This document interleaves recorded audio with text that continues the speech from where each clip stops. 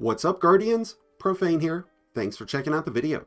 Today we're jumping into the first Grandmaster of Season of Defiance, the Proving Grounds, a time-old strike that veteran Guardians know all too well. Bungie has made a few changes though, like to the active modifiers, the biggest change being the removal of match game, which I am so very happy about. But there have been some other adjustments that we'll cover in today's video. We'll be going over all the best loadouts, current functioning cheeses, workarounds, and tactics in taking on the Proving Grounds on Grandmaster difficulty, whether you're going in with a team or trying it solo. This week's reward is the Hung Jury, with Adept versions only available through Grandmaster. The Hung Jury is an amazing kinetic scout rifle that can now drop with kinetic trimmers. The Proving Grounds puts you up against Kaido's forces on Nessus, where you'll face unstoppable and barrier champions. There will be a heavy amount of phalanx shields, as well as void, solar, arc, and strand shields. Scorched Earth is active, giving the Cabal more grenades to throw. I recommend the use of solar and void resistance, as well as concussive dampener, to lighten the blow from grenades and various area damage. You will receive a 25% increase in solar and strand damage, and snipers will also get a 25% increase in damage. The Arbalist, Wishender, Revision 0, or Outbreak Perfected will make great exotics to combat the barrier shields. Polaris Lance, Malfeasance, and Skyburner's Oath can make for great exotics to use against the Unstoppables. I recommend using Skyburners for a few different reasons. Firstly, it does bonus damage to Cabal, plus it's solar and emits Scorch, which is very strong in this Nightfall. Additionally, the Skyburners is the only weapon that can glitch out the Cabal shields. When aimed down sight, the Skyburners can pierce through those shields and disable the generators, making it a lot safer for your team to engage these bosses. Ultimately, I do find it better to run double primaries so that I can always take on a champion without having to rely on a cooldown or a teammate.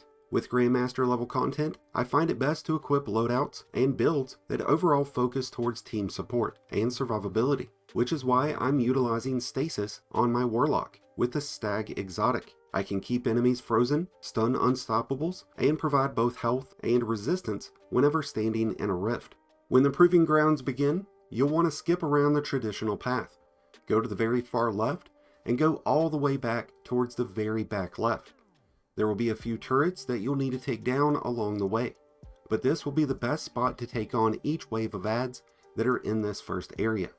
This provides great cover and gives you a better vantage point against these space rhinos. You can also use the pipes that are exposed on the top back left area to hide out from the enemy. This is a great spot to dip out to if attempting this as a solo guardian. This mini boss will pop its shield once reaching half health. This is where the Skyburner's Oath can really come in handy. Otherwise, you can position yourself to where the generator is between you and the boss, so that he shoots the generator instead of shooting you. But honestly, I just find it easier to use Skyburners. Once the mini-boss is down, you'll be on your way to the vehicle bay, which can become a huge clusterfuck. So first and foremost, do not jump down until both of the Cabal mini-tanks have been taken down, or the interceptors, whatever you want to call them. You can crouch in the corners just above the hole and pick off the Scion drivers. You should also be able to clear out a few additional rank and file adds while you're up here. Thankfully, a lot of the enemies will stand right next to the gas tanks. When you do drop down, the snipers on the left and right balconies need to be prioritized. You'll really need to be keen on your spatial awareness in this area. Stick towards the front of this room where you first drop in, and utilize the barriers that are on the left and right sides to cover. When the big tanks come in, you could use an interceptor to ram them, destroying them instantly, but when in the realm of Grandmasters, that puts you at a greater risk. So I would advise to hang back towards these barriers and bounce between the sides. You don't want to stay in the same spot for too long, and you don't want to stay bunched up together as a team. This will cause the tanks and all of the other enemies to lock onto you more easily. You'll need to focus on taking out the tanks before moving on to the champions and mini-bosses that are in this arena. There will be a second set of snipers on the balconies, and there will be packs of Cabal dogs that rush you at different points, so be sure that you don't get stuck staring down your sights for too long. The next few areas act as a slow transition to the final boss room that have you redirect the ship's power flow. Don't overrush this area. There are several snipers and turrets along the way, along with gladiators that can become very overwhelming, so be sure to clear out the enemies before trying to deposit the battery core. Once you've made it to the Champions Arena, you'll be facing a Cabal boss that launches devastating solar mortars, fires a heavy void launcher, and has an entourage of unstoppable champions. While staying here in the front behind the barriers is an option, it's a risky one because you can get overwhelmed very quickly from the various boss attacks, plus all the rank and file ads that come in. I find it best to head towards the back to where the tunnel cooker is. This does turn on and off and will emit burning damage, but there's a special spot smack dab in the middle where you can stand on either of the side skirts and not take damage. This tunnelway also allows you to split the arena and can provide a great getaway route when avoiding the champions, boss, or the mortars. At each health segment, the boss will summon champions and will spawn his shield. At first, the shield will be smack dab in the center of the room, but then it will be on the top podium for the second go. The Skyburner's Oath shows its worth once again, as you can easily disable the generators by using Skyburner's Oath, but otherwise you'll want to keep the generator between you and the boss. Slowly pick away at the generator, only engaging it when you're at full health. A good solar or vortex grenade or a Witherhorde blast right on the generator can always help out too.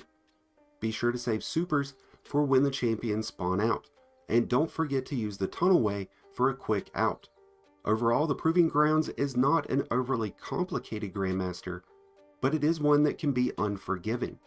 But by using the tips and tricks that we've covered today, you should be able to easily clear the Proving Grounds on any difficulty, so that you can walk away with some sweet loot and some awesome god rolls of the hung jury, to which I wish you all the best in luck in completing. Let me know your thoughts on Grandmasters in the comments below, and how you feel about their difficulty compared to previous seasons. That's going to wrap things up for today's video, but thank you as always for checking it out. If you enjoyed and found it helpful, then be sure to hit that like button below, along with the subscribe button if you're new. Both are greatly appreciated and both really do help support the channel. And until next time, Guardians, this has been Profane, wishing you all some happy hunting.